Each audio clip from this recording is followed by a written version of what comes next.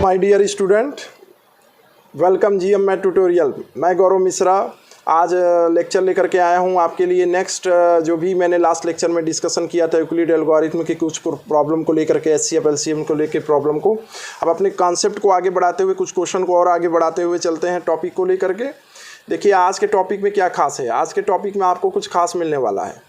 खास क्या है, देखिए प्राइम एंड कंपोजिट नंबर। ये आपने बेसिक क्लासेस में पढ़ा होगा प्राइम नंबर के बारे में, मुझे इसमें बताने की ज़्यादा ज़रूरत नहीं है, लेकिन चूंकि यहाँ पर इसका यूज है तो मुझे थोड़ा सा रिवाइजेशन कराना है। और आपने बेसिक क्लासेस में शायद कंपोजिट नंबर भी सुना होगा, अगर नहीं सुना है तो यहाँ सुन लीजिए। क्लियर है, चलिए आगे बढ़ते हैं। देखिए क्या है prime number. A number is called prime number if it has no factor other than 1। ऐसा नंबर प्राइम नंबर होगा जिसका कोई भी फैक्टर ना हो सिवा 1 के।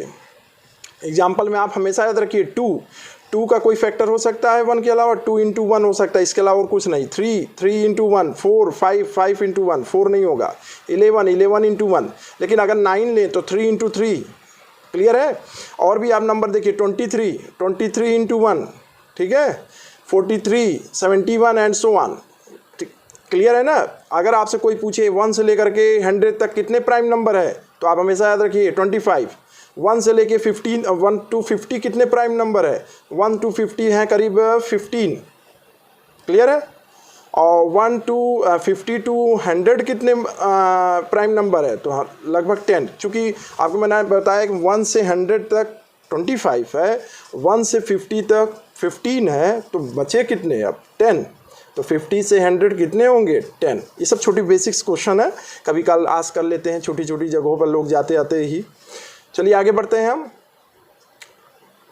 क्या है क्वेश्चन। अब नेक्स्ट टॉपिक हमारा क्या है, कंपोजिट नंबर। कंपोजिट नंबर देखिए, number is called composite number if it has at least 1 factor other than 1। क्या कर रहे हैं ये देखिए, प्राइम फैक्टर की प्राइम की डिफिनीशन की तरह सेम है, लेकिन उसमें एक केस लगा दिया है।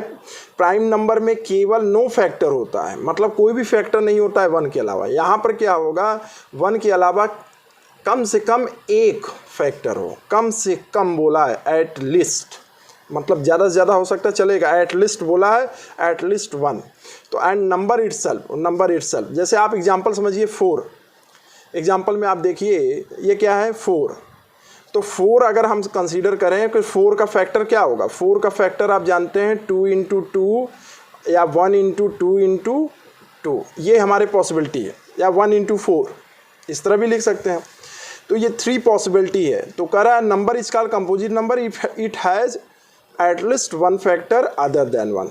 कम से कम एक फैक्टर रखे। देखिए कम से कम एक फैक्टर रख रहा है, अधिक से अधिक भी फैक्टर रख रहा है, लेकिन हमें कम से कम कहा है एक फैक्टर हो। किसके अलावा, इसके अलावा 1 × 4 के। तो इसके अलावा ये भी है, ये भी है। क्लियर है, आप समझ पा रहे हैं कंपोजिट नंबर। कुछ कंपोजिट नंबर याद रखिए 4 6। अब देखिए 5 नहीं है, 5 तो आप जान रहे हैं प्राइम नंबर है, तो कंपोजिट नंबर होने की सवाल ही नहीं है। इसी तरह अगर आपसे कोई पूछे कि सबसे स्मॉलेस्ट प्राइम नंबर सबसे स्मॉलेस्ट इवन प्राइम नंबर कौन है, तो आप तुरंत बता दीजिए क्या होगा, 2 होगा। Even prime number, odd prime number सबसे स्मॉलेस्ट 3 होगा। इसी तरह अगर कह दें आपसे कि कंपोजिट नंबर में सबसे स्मॉलेस्ट इवन कंपोजिट नंबर क्या होगा, 4 होगा। सबसे smallest composite number odd number कौन होगा, 9 होगा। क्लियर है, ये सब याद रखिएगा आप, सब बेसिक्स चीज़ें हैं। It should be noted that 1 is neither prime nor composite. 1 जो होता है नहीं प्राइम नंबर होता है, नहीं कंपोजिट होता है, ये आपको हमेशा रखना है याद, ये नहीं कि कहीं कंफ्यूज हो जाए। और दूसरा है कि 2 is the smallest prime number, it has only even prime number. ये तो मैं आपको बता ही चुका हूँ, तो इसको तो आपको बताने की ज़रूरत ही नहीं है। देखिए यहाँ एक क्वेश्चन है जो कि अभी आगे एक थ्योरम है, फंडामेंटल थ्योरम ऑफ अर्थमेटिक पे डिपेंडेंट क्वेश्चन है, लेकिन मैं आपको यहाँ पर एग्जांपल के रूप में इसलिए वेरीफाई करना चाहता हूँ क्योंकि यहाँ पर क्या पूछा है सीबीएसई के 2015 में क्वेश्चन में, यहाँ पूछा है अबाउट कंपोजिट नंबर के बारे में। कह रहा है explain why this number is a composite number, मतलब ये नंबर जो है आपको कंपोजिट नंबर क्यों मिलेगा। तो अभी जब आपको फंडामेंटल थ्योरम ऑफ अर्थमेटिक समझाएंगे तो आप काफ़ी क्लियर कर पाएंगे। तो फंडामेंटल थ्योरम ऑफ अर्थमेटिक को क्लियर करने के लिए आप क्या करिए, देखिए अभी मैं आपको उस थ्योरम को बताते हैं। देखिए इस थ्योरम में क्या है, इस थ्योरम में ये है कि आप देखिए स्क्रीन पर क्वेश्चन में है कि 3 इंटू 5 इंटू 7 प्लस 7, 105 प्लस 7 112। अब 112 का अगर हम प्राइम फैक्टर को सॉल्व करें तो 2 के पावर 4 इंटू 7 आएगा। जब 2 के पावर 4 इंटू 7 आएगा, देखिए जिन क्लास 10th का टॉपिक है, इतना तो आपको आता ही होगा, मुझको बताने की जरूरत नहीं ये कैसे ओपन हो रहा है। तो 2 के पावर 4 इंटू 7 क्या है, ये प्रोडक्ट ऑफ प्राइम फैक्टर्स है। ये 2 भी प्राइम है और 7 भी प्राइम है, दोनों ही क्या है, प्राइम नंबर है। तो it has factor other than 1। ये जो हमारा टोटल नंबर 112 आया है, इसके पास एक क्या है, फैक्टर आ रहा है इस तरह का 2 के पावर 4 इंटू 7, किसके अलावा, 1 के अलावा, मतलब 112 इंटू 1 के अलावा भी एक फैक्टर क्या आ रहा है, 2 के पावर 4 इंटू 7। इसलिए ये कैसा नंबर है, कंपोजिट नंबर है। ये अच्छा क्वेश्चन आपके लिए, क्योंकि CBSE से रिलेटेड है, तो आपको एक कॉन्फिडेंस देगा कि आपने अभी जो टॉपिक समझा कंपोजिट नंबर के बारे में, वो थोड़ा सा आपके लिए क्या ईजी है। चलिए आज डिस्कस करते हैं फिर से एक topic, fundamental theorem of arithmetic पर।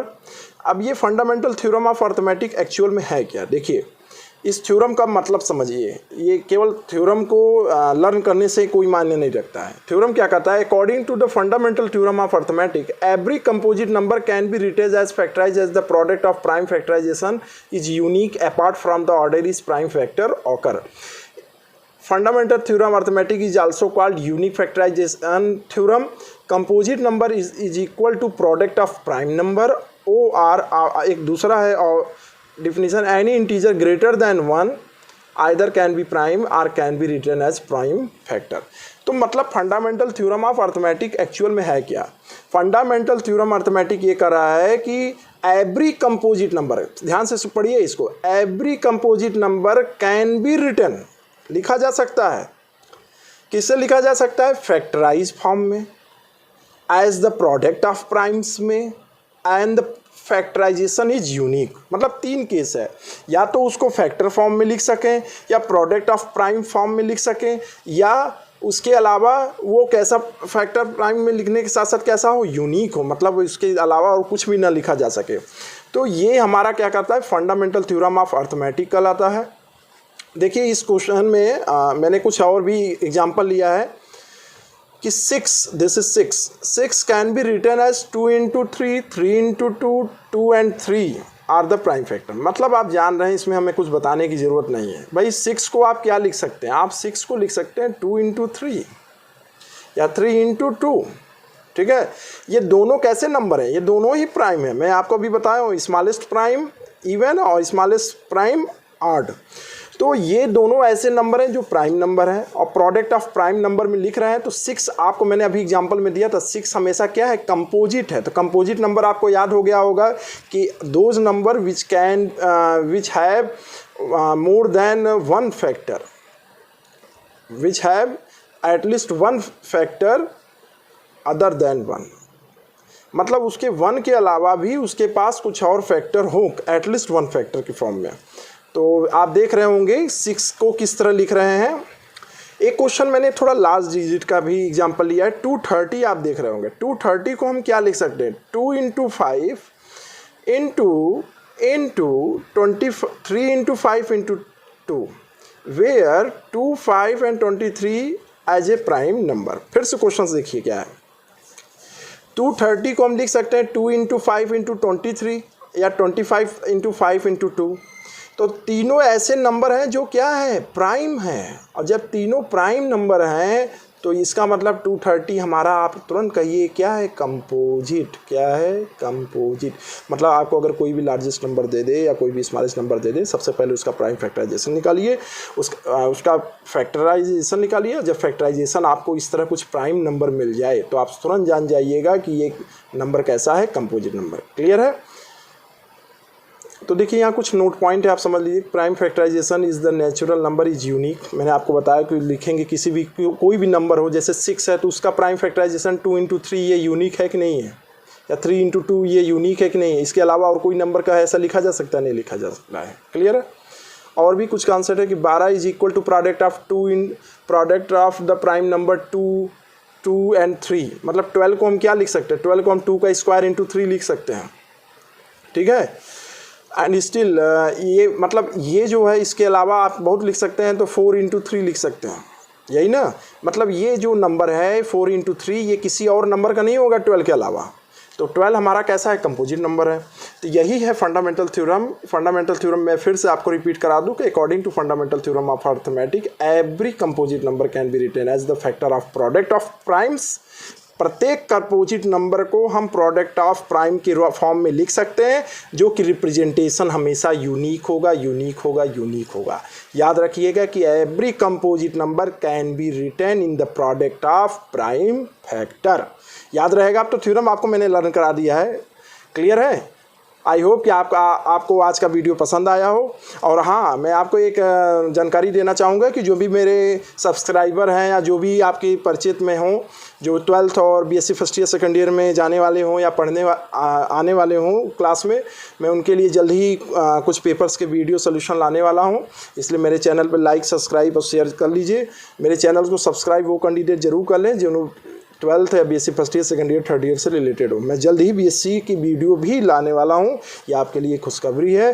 Thank you.